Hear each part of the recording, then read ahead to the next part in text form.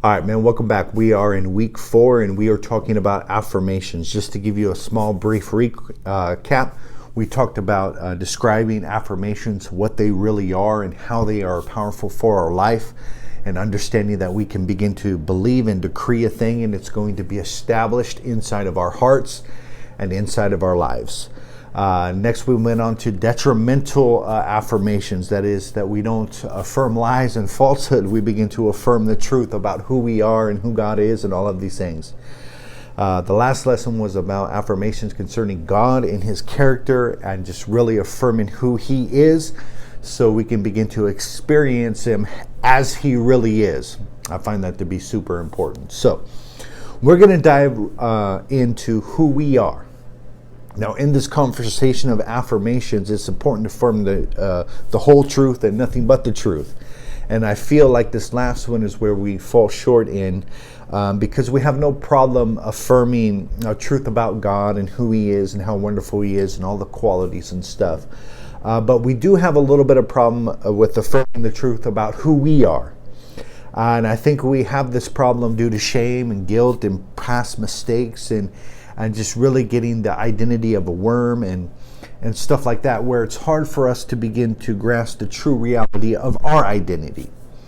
Now, I think it's really important to see God as He is and really get established in His identity. But next to that, I think the second thing is begin to understand who we are. Because we can sing songs and do all these things about how great God is, but if we don't get established inside of our royal identity, and if we don't believe and affirm the words that He says about us, then we are going to be severely frustrated and lacking inside of our lives all the time. So the truth is that we must affirm who we are.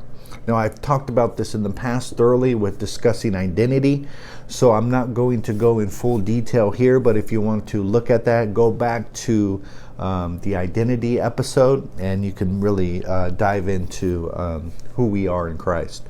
But I'm going to touch on a few things that I didn't touch on there so we can establish our identity, and then I'm going to focus on what you have inside of your life at your disposal. So the truth is, we are who He says we are. Now, He is the creator and He has defined the intention, right? So we are who He says we are. Now, I find in the with Christian men, surprisingly, we don't really go to our Father to get our identity. We're kind of stumbling along in life, and we go to church and we do these religious practices and this, that, and the other thing. But we don't really grab hold of the truth about our identity, and that is, what does the Bible actually say that I am? Who am I? And so really accepting that, affirming who the Bible says you are, is so important for to begin to grow and expand. Now, first, it's important because of this, is that we never rise beyond our identity. Now, we might behave in a manner very temporary, outside of our identity, but we'll come back to the baseline of who we believe ourselves to be. Now, that is severely important, because if I want to expand inside of my behavior, I want to have better conduct, if you will, and I want to begin to grow and expand inside of my character, I'm going to have to accept my identity first. And I'm going to have to believe that I'm a son and I'm a child of God and that I'm a partaker of His divine nature and that I am a son of a king and that I have this a confidence about me because of who He says I am. Now, this is not any way filled with conceit or self-pride or elatedness that comes from confidence in your own abilities.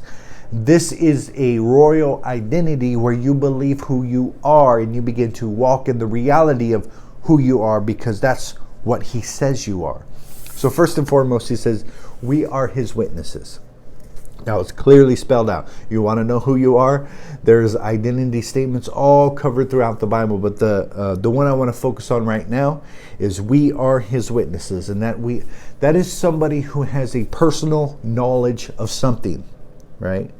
That is somebody who can give verification that something is true and authentic. And that is someone who can provide evidence that something is reality.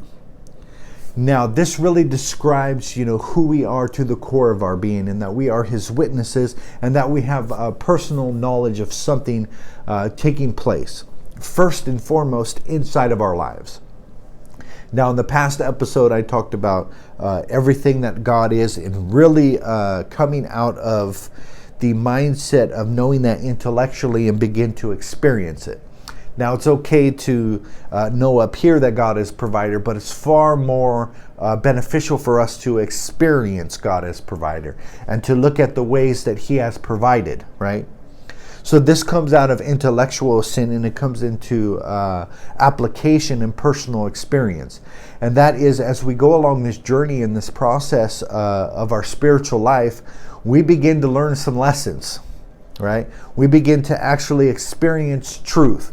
And this is what was meant by this book. Like, we weren't meant to read the Bible and just like get consumed in it and just like not experience the reality of it and just get filled with head knowledge and all of this stuff. We were actually meant to experience the reality of it. And what that means is God so loved the world goes to God so loved me. And not only that, but I could show you evidence of how much he loves me, and that I feel it as a reality inside of my life. And I could take you to these different situations that show, prove, and demonstrate the love that God has for me. Now, that is highly experimental, right? It's not a doctrine or philosophy on love. It's this experiential reality of that love. Okay? And so we have something of personal knowledge, of personal experiences, where we have encountered God in a certain way, where he has come through for us in a certain manner, and we have experienced the reality of these things. And this is the only thing required to be a witness. It is that actual have personal knowledge. Now, I'm not much into into the sciences and really diving into the depths and learning how to explain God to an atheist and all of these different things. I'm not really, that's not my passion. It's not something that I really want to convince somebody intellectually about certain truth. It's just not my thing. I would rather have a heart conversation and share a witness and a testimony of what has actually happened inside of my life. And so that's what this is. It's like I am producing authentic and real evidence based upon experience. This is what God is doing for me. Bring me out of all of that childhood trauma and all that addiction that comes with it, and sedation and suppressing and pushing all those things down. And it has brought me into the light, into the path of healing, and it's begun to restore my soul. And my limiting beliefs are falling off one by one, and I am growing and expanding in my closeness and my connection with him, and I am learning how to be fulfilled in this life. This is what I am experiencing as a man. And so that being said, I am his witnesses, and I can testify of what he is doing inside of my life. And this is really the ultimate definition of growth, is that we are paying attention, we are learning the lessons, and our ear is inclined when he speaks to us, and we're able to, in the same manner, share that revelation to other people. You guys are a manifestation of this, so they may come along the path and grow and expand also, right? And this is what ultimately being a witness looks like. The second identity statement that is given is we are an ambassador. And that is, first and foremost, we are a representative of him. Okay? We are on this world to represent him. His kingdom, his ways, his precepts, his prescriptions, his thoughts, his paradigm, all of these things that God is about. We are called to represent him in this earth. Now think about this as an ambassador. If the ambassador from different countries decided that they were not going to represent their country, they were going to decide to represent themselves, right? What kind of uproar would begin to happen if the ambassador decided to do such things? An ambassador is called to represent the one who sent him. And that is actually to speak for him, negotiate for him, and to do things on his behalf, right? And that is really, when we get down to the definition of who we are and our identity is to represent him on the earth and begin to be the a mouthpiece, if you will, that God might ideas, his paradigm and his narrative, his belief system might flow through our mouth to other people. And that's really the ultimate definition of an ambassador. But it also means to serve as a characteristic example. Since I am representing, for example, if an ambassador was representing a state because the president is not here, I stand in his place and I speak on his behalf, and I tell you, I've been around him, and I can thoroughly tell you what is in the thoughts and the intentions of his heart. It's kind of like the press secretary. If you know anything about politics and the press secretary, her main job is to get close to the president, begin to allow his communication and everything to sink in, and to take notes and just to fully expand and elaborate on any general topic of conversations that she has had with the president, because she is an ambassador or a mouthpiece for the president in his place. You see what I'm talking about?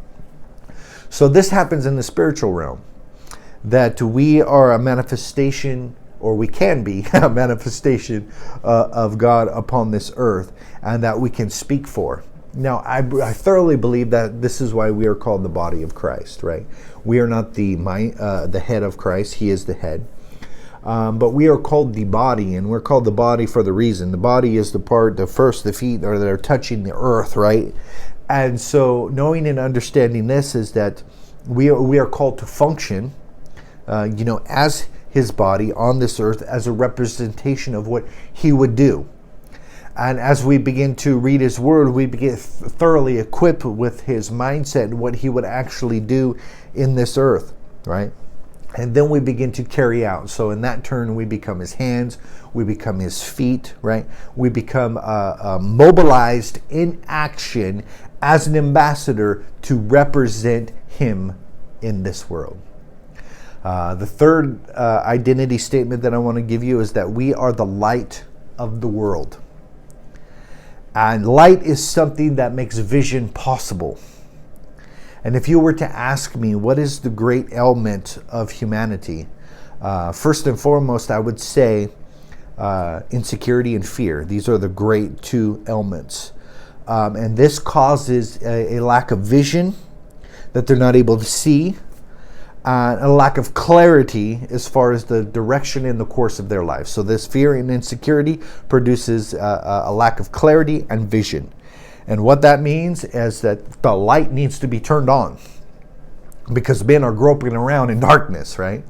And that is that they're in their pain, they're in their trauma, they're in their affliction, and and they're just basking in it without revelation of how to get out. I have a mental picture of that, of just, a kid playing with something in the dark and not realizing that it's poo, right? And that you come along and turn on the light, and then now comes the revelation that you are playing in poo, right? And so that is the mental picture that I get of this. But this is what we are called to be, a light of the world. To bring illumination, to bring revelation, and to provide clarity. And these three powerful things will begin to manifest inside of our lives when we get illuminated, when we get revelation, and we get clarity.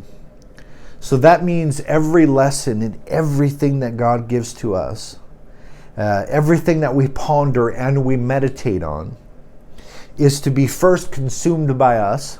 We chew it up, we consume it, we eat it, we're good to go, right? And we're supposed to take that in turn and to give it to others.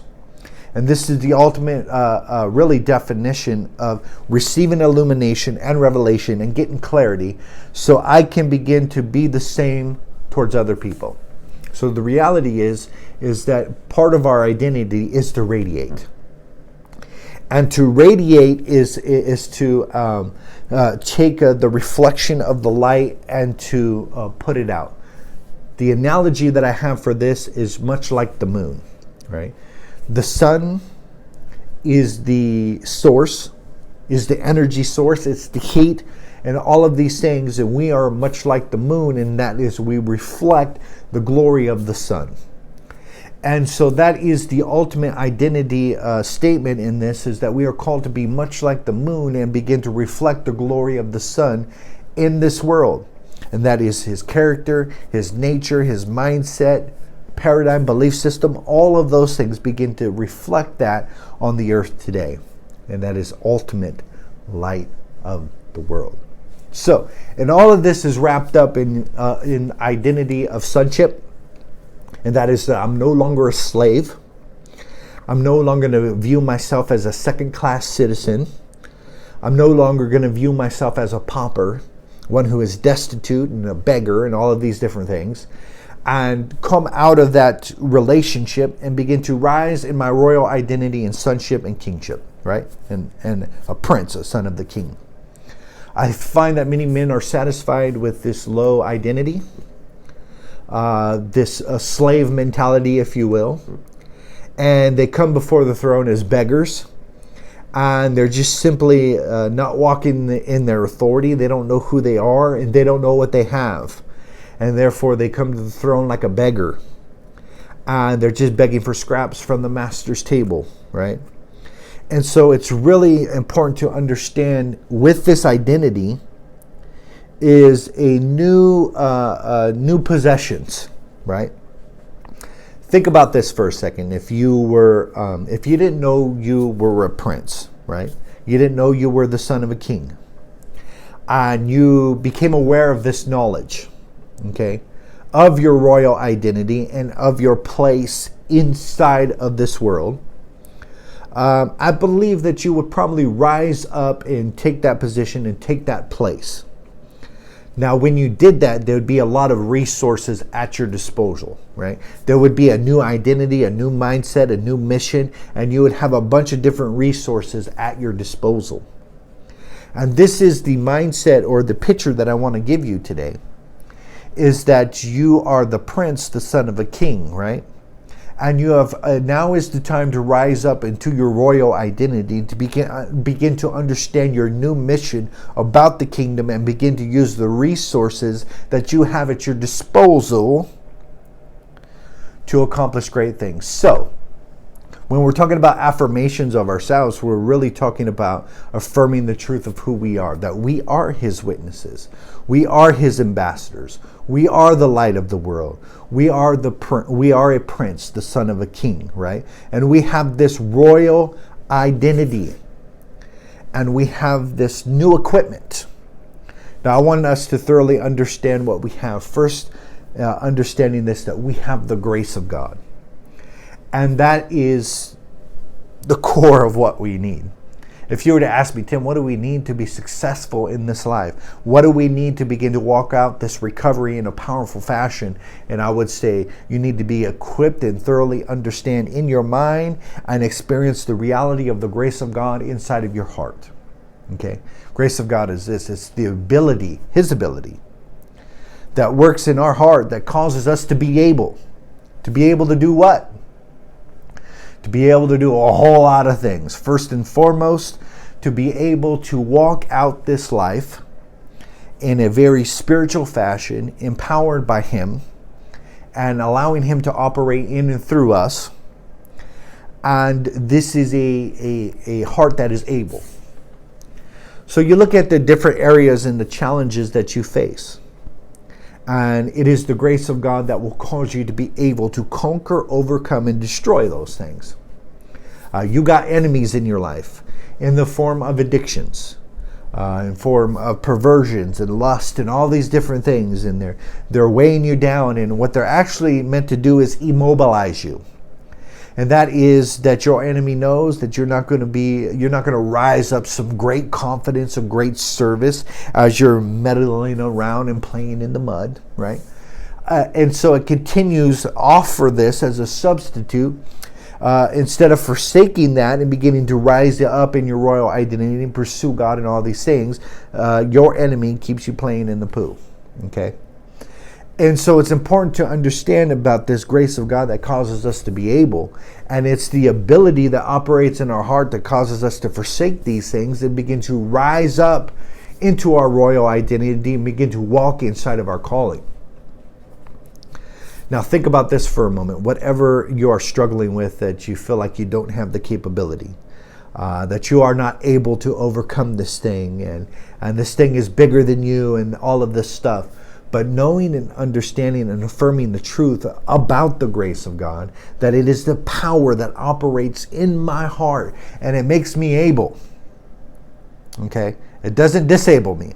Right? We have this concept and idea of the grace of God coming and disabling men, right? And making them stay in that state and condition and just overlooking the situation and offering them mercy, right? This is not what I'm talking about here.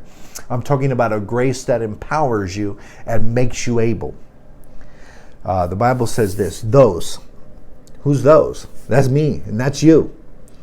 That's anybody who hears this message for all eternity. Those, Romans 5:17, those who receive the abundance of grace. Now, I just want to stop there because I want you to thoroughly just grasp what is being said of here.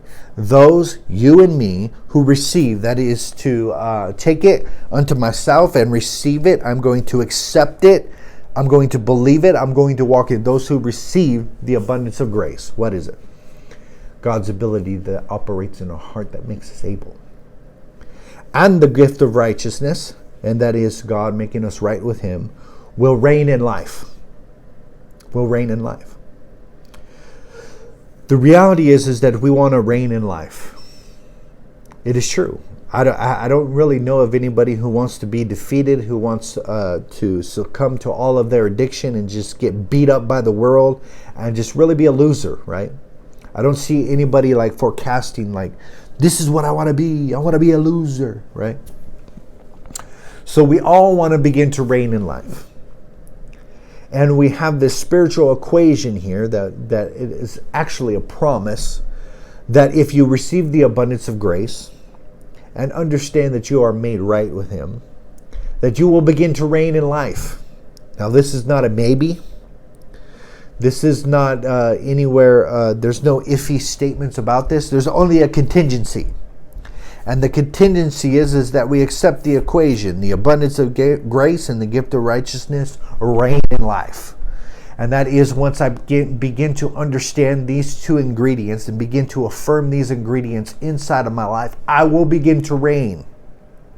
And that is, I affirm that I have the ability of God operating in my heart that makes me able. And that He has made me right with Him. Boom. I begin to really allow this reality to begin to sink in. And I am going to begin to reign in life. And everything in my life is going to begin to rise to my level of maturity in these areas. Am I utilizing the grace of God inside of my life? And do I believe that I am worthy, I am okay, and I am righteous in Him? Once I begin to grow and expand inside of these two areas, the ultimate fruit is the produce of reigning inside of your life. Titus 2:11 says this, for the grace of God that brings salvation has appeared to all men, and it teaches us. Say teaches us. The grace of God teaches us. What does it teach us? To say no. Say no. No. To ungodliness and worldly lust. And to live self-controlled, upright, and godly lives in this present age. That's what the grace of God teaches us. And so there is a grace message out there that teaches something far different. And it's a real greasy grace, and it's really actually a very limited view of mercy. And that is, we do need mercy in times that we fail, right? But grace is something that's totally far different. And it teaches us that we can say no. Not only teaches us, but actually empowers us with the ability to do so. And that I find to be just simply amazing. So we have the grace of God operating inside of our life. The next affirmation is understanding that we can walk in newness of life. We can walk. We have the ability to walk this new life. Now, I want to thoroughly define what walk is, because I just find it to be a very powerful word. and I want to give you the mental picture behind this word walk. So advance by steps. Advance by step is what? Progression. If you are making steps towards something, that means you have a destination in sight, and that you have your mind set on that destination, and you are making steps, and you're making advancements by steps to that objective. Now, it's important to really get that visual in. So, to walk is to advance by steps. Now, we want to advance, right? We want to grow and expand. We want to be all that God wants us to be. We want to begin to reign in life. But the problem is we want it like that, and we don't understand that we need to advance by steps, that it's here a little, there a little, right? And we're making this forward progress, and we're doing it one step at a time. And I know it gets discouraging because, we want to grow by leaps and bounds. And that is that we just want to arrive at the destination. But understanding that all growth and expansion happens by steps. So the next definition is to accelerate the growth and the progression of. Now, as we begin to walk, what begins to happen? To accelerate the growth and the progress towards our objectives. And we begin to move forward. The third one is to raise to a higher rank. As we begin to walk, it affects our behavior, and it affects our conduct, it affects our belief system and our mindsets, and we begin to rise to the level of our new beliefs. So as we begin to affirm all these truths that I'm talking about, what begins to happen is we begin to elevate, and we begin to rise, and we begin to move forward. Okay? So giving that clear definition, I want to cover all the affirmations about walking in something. We have a destination, we have a course of action that we are to grow and expand in. We have a process of what it is that we are supposed to progress in, and we have something that we are supposed to rise in. And all of this is clearly spelled out for us, and the first one is to walk in the Spirit. And that is that I am going to affirm to myself that I am supposed to advance by steps inside of the Spirit, and that I am meant to grow and progress and expand inside of the Spirit, and that I'm supposed to rise to a higher rank inside of the Spirit, and I'm supposed to move forward. All of these things. So what does that look like? First, it looks like this, is that I'm going to affirm that that is the reality, and that this is my destiny. Okay? That growth, expansion, and everything inside of the Spirit. Now, to really understand this is to understand the activity of God inside of our lives. It is the Spirit who influences us. It's the Spirit that brings comfort. It is the Spirit that we feel the communication of. Everything that we experience in this world today is a result of Spirit. And so what I'm saying is that we affirm that we're going to grow and expand inside of His activity inside of our lives. And His activity is to confront, it's to comfort, it's to strengthen, it's to stand by, it's the really equipping of you to be successful and to live an empowered, abundant life. And that is what it means to grow and expand inside the Spirit. The next one is to walk in love. The same is true, that as we progress, the things that we're supposed to grow in and the things that we're supposed to affirm in our lives all have to be rooted and grounded in the Spirit and in love. Am I growing, expanding, and progressing inside of my love? Am I becoming more loving? Am I able to love my family in a greater fashion than I was a couple years ago?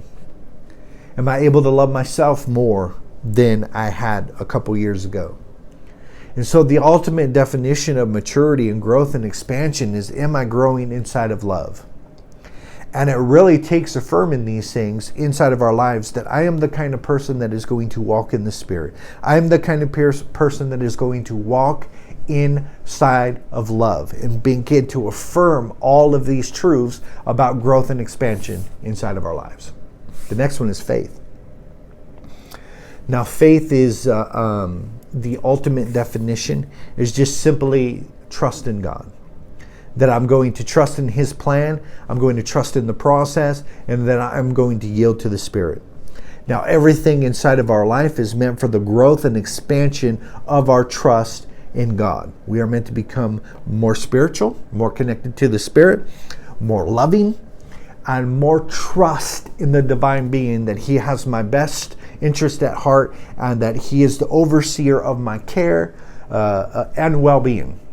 Is placed inside of His hands. That is what ultimate faith is. Now, faith is a banking term. It really means to make a credit and a deposit. And so that was what ultimate faith is that I'm going to make this credit and I'm going to make this deposit. And what that means is that I'm going to take it out of my hands and I'm going to place it in your hands. And we do this in the banking system. We take our money and we take it from our hands and we put it inside of the bank hands and we make a faith, right? We make a deposit, and that is where our credit, that is where we have put our substance. Now, on the bank side, it's their responsibility to oversee that substance, to care for that substance. And so knowing and understanding this with our relationship to God, that we are meant to grow and expand in our trust, that we place things that are in our hands and we place them in His hands for His care, supervision, and for Him to oversee them. Okay? And this really brings a surrenderedness to our lives. And I thoroughly think that we should grow inside of that surrendering. That expansion of surrender should begin to grow inside of our lives. The next one is worthy. Man, this is an awesome one, that we are to walk worthy. Now, this worthiness comes from the way I see it is enoughness. Now, we believe at our core, because we are fearful and insecure and we have this nature, this sinful nature, the basic root of the problem is worthiness. We don't feel like we're enough.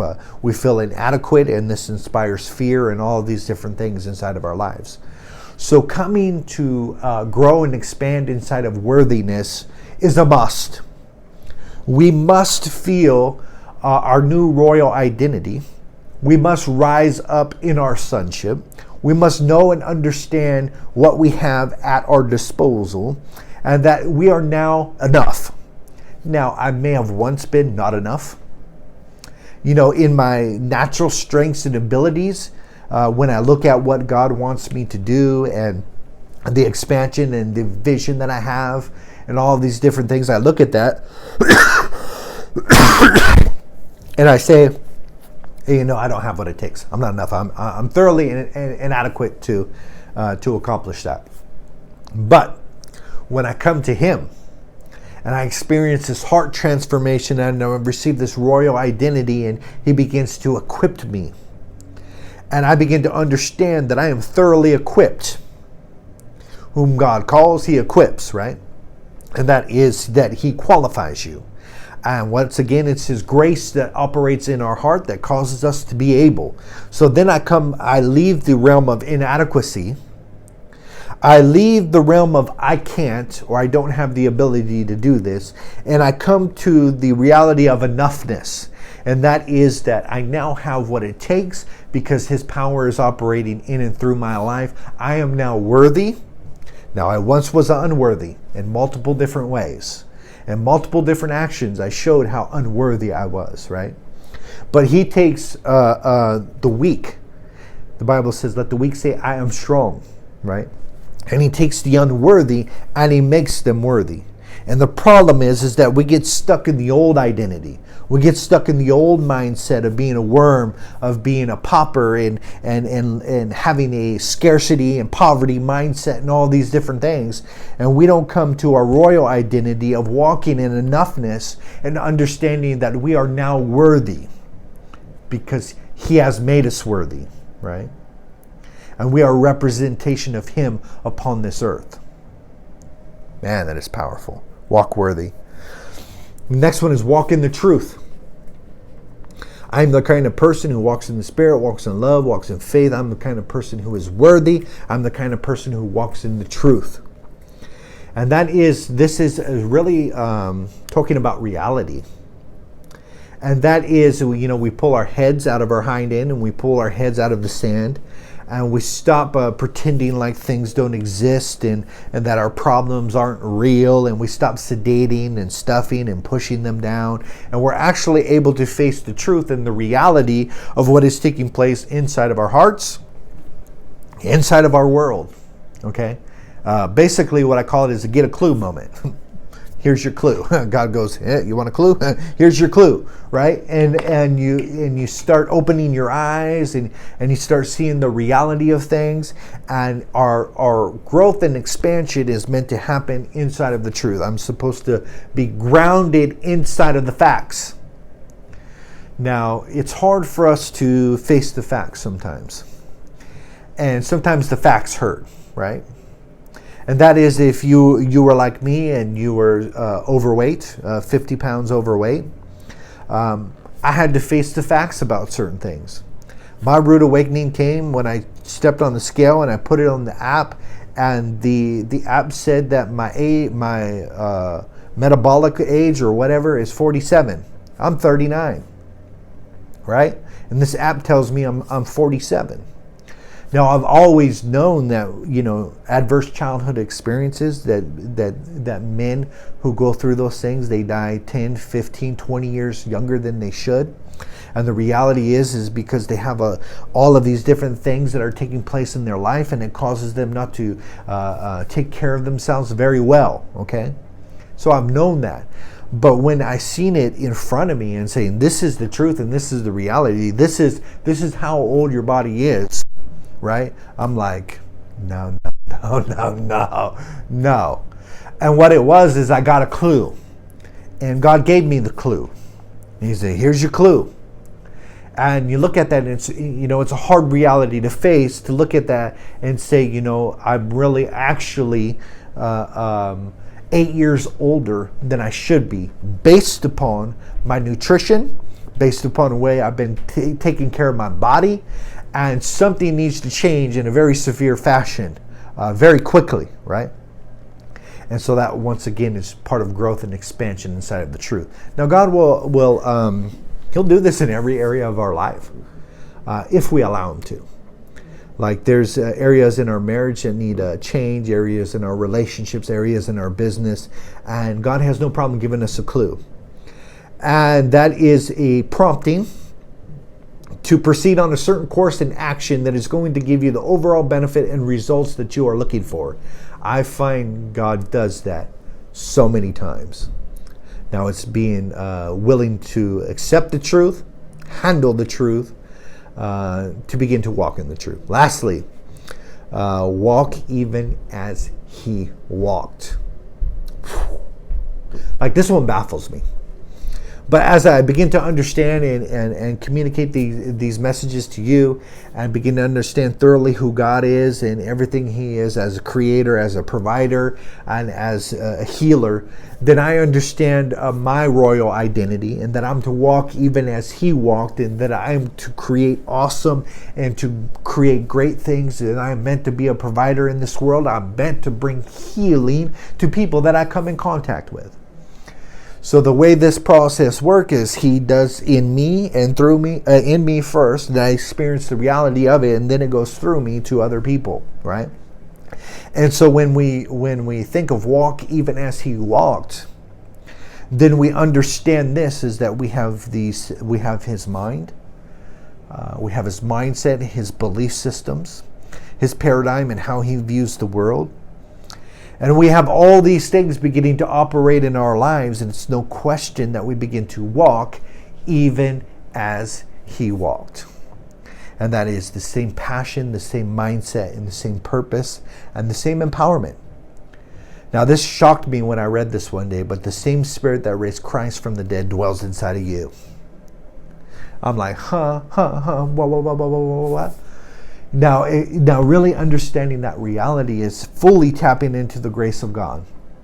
Because every challenge that I face, I'm like, if that Spirit raised up Christ from the dead, and that same Spirit lives up in me, oh my goodness. Like, if God be for me, who can be against me? Like I need to stop staying, I can't, because I can. Because I have divine enablement. And that is, I have His Spirit operating inside of my life. And so do you. And this is a powerful rally. We don't have time for anything else, so I'm just going to read off these other ones. Affirm that you are filled with what God says you are filled with. You are filled with joy. You are filled with knowledge. You are filled with the fruits of righteousness. You are filled with the fullness of God. You are filled with comfort and strength, and you are filled with wisdom, and you are filled with power. Affirm that you are filled with goodness. Affirm that you could be everything that He says you can be, that you can be holy, you can be without blame, you could be before Him in love, and you could be strong, and you could be encouraged, and you could be one with God, because He makes us what we ought to be. Now, these are powerful, powerful affirmations, and we have to believe what is true about us, so we can begin to rise, grow, and expand inside of our royal identity and understand thoroughly what we have at our disposal and begin to utilize those resources for growth and expansion, first in our heart and then inside of our world. All right, brothers. I'm excited for the next topic. I will see you then. Peace.